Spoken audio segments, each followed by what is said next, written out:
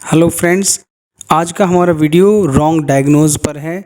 Diagnose का मतलब होता है कि बीमारी को पहचानना, और रॉन्ग डायग्नोज का मतलब हुआ कि बीमारी को गलत पहचान लिया। जैसे कि मरीज़ को अगर मलद्वार पर कोई भी बीमारी हो जाए, जैसे फिशर हो जाए या फिर फिस्चुला हो जाए या रेक्टल प्रोलैप्स हो जाए या फिर एनल पॉलिप हो जाए या एनल एब्सेस हो जाए या फिर कॉन्डिलोमा हो जाए, या मरीज़ को कार्सिनोमा यानी कि एनल कैंसर तक भी अगर रोगी को हो जाए तो मरीज़ ये सोचता है कि उसको बवासीर हो गई है, उसको पाइल्स हो गई है, ऐसा सोचता है मरीज़। तो जैसे कि सभी एनल डिसऑर्डर्स का जो सिनोनिम है वो पाइल्स बन चुका है।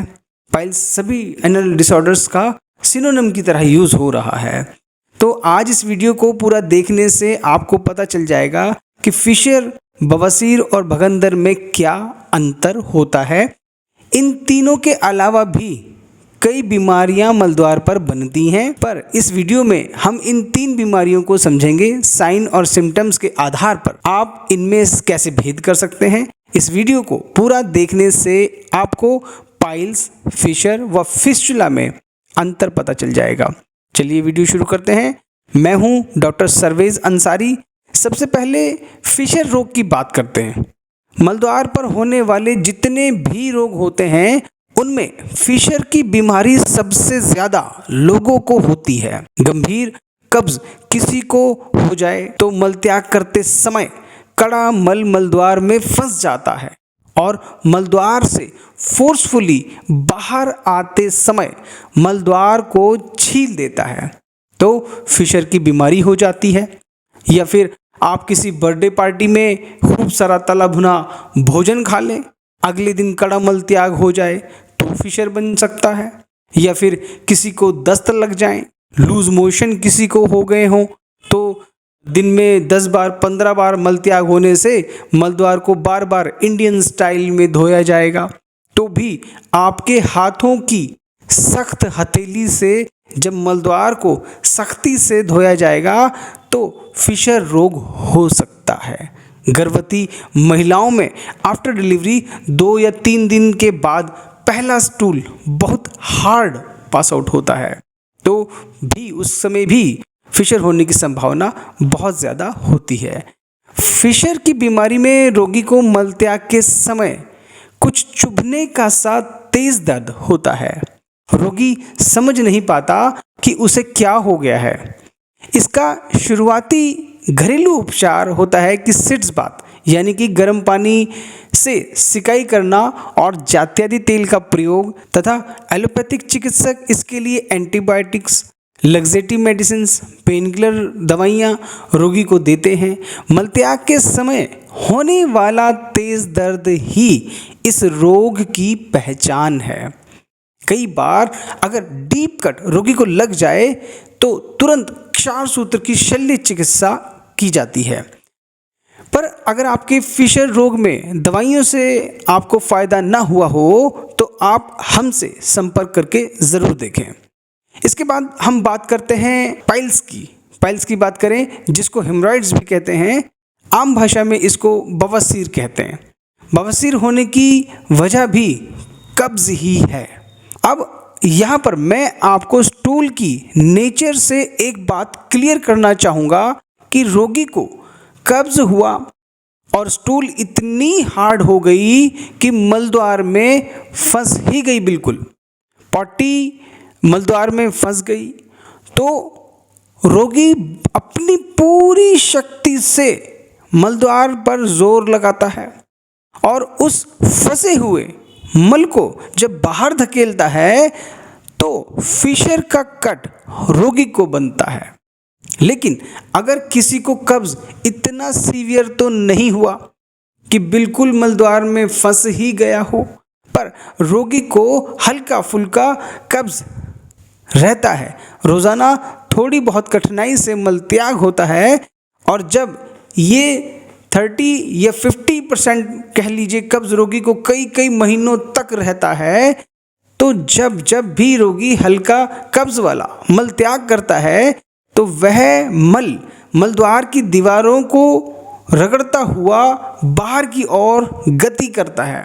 तो रोज़ाना होने वाला ये फ्रिक्शन, ये घर्षण जो है, ये कठिनाई से जो मलत्याग उसको पास हो रहा है रोगी को, तो ये मलद्वार की म्यूकोसा स्किन को भी अपने साथ बाहर की तरफ धकेलता है। और एनल कैनाल में होते हैं हेमोराइडल प्लेक्सस, जो हेमोराइडल प्लेक्सस इस प्रेशर को एब्जॉर्ब नहीं कर पाते और रोज़ाना होने वाले कड़े मल के घर्षण से यही हेमोराइडल प्लेक्सस छिल जाते हैं। तो रोगी को मलत्याग के समय ब्लड आने लगता है। पाइल्स के रोगी को एक कंडीशन में ब्लीडिंग होती है, पर किसी भी तरह का दर्द नहीं होता। इसको लोकल लैंग्वेज में खूनी बवासीर बोल देते हैं। अब पाइल्स की दूसरी कंडीशन पर बात करते हैं कि रोगी को मलत्याग के समय ब्लड तो नहीं आया, पर उसको ऐसा महसूस होता है कि मलत्याग के साथ कोई मांस का टुकड़ा बाहर आता है, लेकिन अपने आप भी अंदर चला जाता है। या कभी ऐसा बोलेगा कि मांस बाहर आता है, कभी नहीं आता है। या कई मरीजों में जब बीमारी बड़ी हो जाती है तो वो मरीज बताएंगे कि मलत्याग के समय मांस बाहर आता है और उस मांस को, उस मस्से को रोगी अपने हाथ से दबाकर अंदर की तरफ धकेलता है। अंदर उसको मस्से को उसको हाथ से करना पड़ता है। अब मुझे एक मरीज़ का केस याद आ रहा है, मैं आपसे शेयर ज़रूर करूँगा। वे साधु थे, तो हमारे हॉस्पिटल के थोड़ी दूर मनसा देवी मंदिर है जहाँ से वे आए थे। उनको मेरा निःशुल्क शिविर का पर्चा मिला था, तो वो आए। उन्होंने बताया कि उनके मलद्वार पर एक बहुत बड़ा मस्सा है। मैंने उनको चेक किया तो बाहर से देखने पर मलद्वार सामान्य सा ही लग रहा था। फिर जब उस मांस को देखने के लिए मैंने उसको मांस को बाहर निकाला तो वह मांस लगभग गोल्फ की बॉल जितना बड़ा था। उनको वो मांस 23 वर्षों पुराना था। वे अपने साथ एक ऑयल का डब्बा रखते थे और मलत्याग के बाद उस मांस को उस ऑयल से लुब्रिकेट करके वापस से अंदर डालते थे। समय बीतता गया और उन्होंने ये ट्रिक बना ली, और जब मैं उनका ऑपरेट हो गया, उनका ऑपरेट होने के बाद अगले दिन जब वो आए तो वो प्रसन्न थे। अब बात करते हैं भगंदर रोग की। फिस्टुला की ये बीमारी रोगी के लिए बड़ी रहस्यमय बीमारी है। फिस्टुला नामक ये बीमारी एक सुरंग सी गहरी है, जिस सुरंग के गहरे सिरे पर इसका इलाज छिपा होता है, यानी कि इंटरनल ओपनिंग ही इस बीमारी की जड़ है। भगंदर रोग में एक सुरंग नुमा नली रोगी के मलद्वार में बन जाती है, जिस सुरंग का एक मुंह मलद्वार के पास बन जाता है और सुरंग का दूसरा मुंह मलद्वार के अंदर खुलता है। मलद्वार के अंदर जो भगंदर की ओपनिंग होती है उसको इंटरनल ओपनिंग कहा जाता है, और बाहर जो ओपनिंग होती है उसको एक्सटर्नल ओपनिंग कहा जाता है।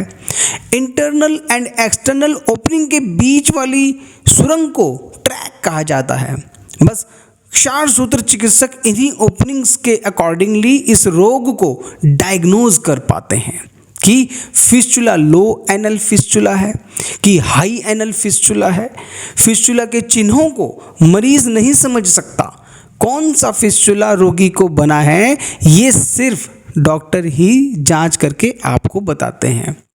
इंटरस्फिंक्ट्रिक फिस्टुला है या कि ट्रांसफिंक्ट्रिक फिस्टुला है या फिर सुप्रास्फिंक्ट्रिक फिस्टुला है कि एक्स्ट्रास्फिंक्ट्रिक फिस्टुला है, और भी बहुत सी बातों का ध्यान चिकित्सक को करना होता है। साथ ही मरीज की MRI जांच भी रोगी की बीमारी का डायग्नोज कंफर्म करने में सहायता करती है। भगंदर की बीमारी ही क्षारसूत्र चिकित्सक की कुशलता की परीक्षा लेती है। साथ ही रोगी के धैर्य और चिकित्सक पर विश्वास रोगी को भगंदर से मुक्ति दिलाता है। रोगी को क्षारसूत्र चिकित्सक की मेहनत का अंदाज़ा लगाना भी बहुत मुश्किल है। एक रोगी को पूरी तरह से ठीक करने में जितना समय चिकित्सक को लगता है उतने समय तक चिकित्सक रोगी से प्रत्यक्ष और अप्रत्यक्ष रूप से जुड़ा रहता है और मरीज के ठीक होने पर चिकित्सक को जो खुशी होती है वो भी अकल्पनीय है। क्षार सूत्र की शल्य चिकित्सा ही इस रोग के लिए उत्तम है।